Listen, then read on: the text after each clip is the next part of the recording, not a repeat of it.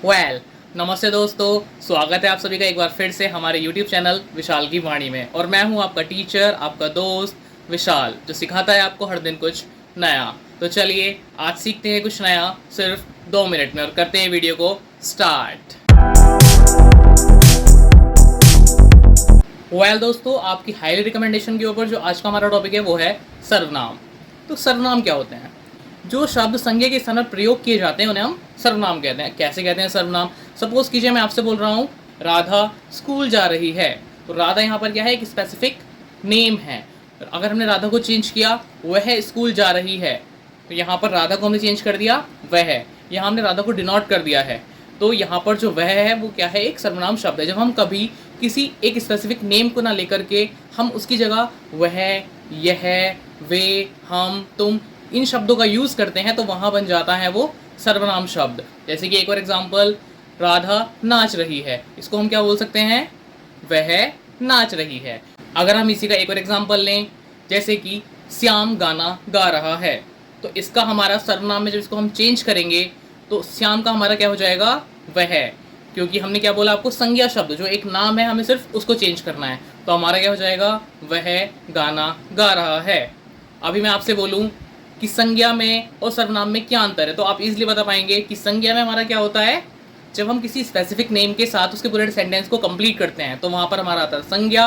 और जब हम संज्ञा शब्दों को चेंज कर देते हैं, यह, वह, तुम, मैं, इन सब चीज़ों में, तो हमारे जो ये शब्द है यह, वह, तुम, मैं टाइप, ये हमारे बन जाते हैं सर्वनाम शब्द।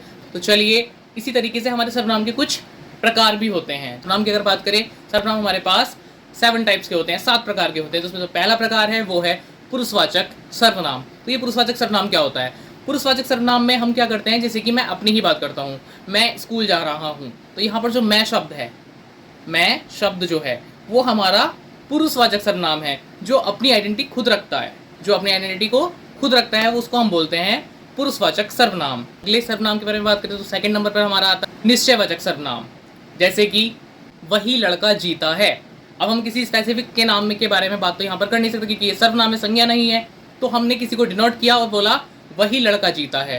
तो यहाँ पर जब हमारा कोई निश्चय के साथ बताता है, बिल्कुल कॉन्फिडेंट के साथ बताता है कि वही लड़का जीता है और वो बात सच निकलती है, तो वहाँ पर होता है हमारा निश्चयवाचक सर्वनाम। नेक्स्ट की अगर हम बात करें तो वो होता है हमारे पास अनिश्चयवाचक सर्वनाम, जो क्या होता है? जिसमें हमारे पास कुछ भी थोड़ा सा कन्फ्यूजन होता है, कन्फर्मेशन नहीं होती है। जैसे कि बाहर कोई है, बाहर कोई तो है पर निश्चय कौन है ये हमें पता नहीं चल पाता। जैसे कि बाहर कोई लड़का है, कोई लड़की है, हम बोलते हैं बाहर कोई है, तो वहाँ पर कोई ये शब्द हमें क्या कर रहा है? हमारे में संदेह पैदा कर रहा है। तो ये कैसे शब्द हमारे पास हो जाएंगे? अनिश्चयवाचक सर्वनाम। ऐसे ही अगर हम बात करते हैं बाहर कौन खड़ा है, हमको पता है कि बाहर दादाजी खड़े हैं, लेकिन जब तक हमको क्लियरिफिकेशन है ही नहीं कि बाहर दादाजी खड़े हैं, बाहर नाना जी खड़े हैं, तो हम बोलेंगे बाहर कौन खड़ा है। तो ये जो कौन शब्द आ रहा है ये हमारा क्या ला रहा है? यहाँ पर अनिश्चयवाचक सर्वनाम। चलिए अगले टॉपिक की तरफ अगर बात करते हैं तो हमारा चौथा होता है वो होता है प्रश्नवाचक सर्वनाम। अब ये प्रश्नवाचक सर्वनाम क्या होता है? जहाँ पर हमसे कोई क्वेश्चन किया जाता है, जैसे कि कौन आ रहा है, तुम कहाँ जा रहे हो, तो ये कौन, कहाँ, क्या, कब, जब आप क्वेश्चनिंग कर रहे हैं तो वहाँ पर हमारा क्या सर्वनाम हो जाता है?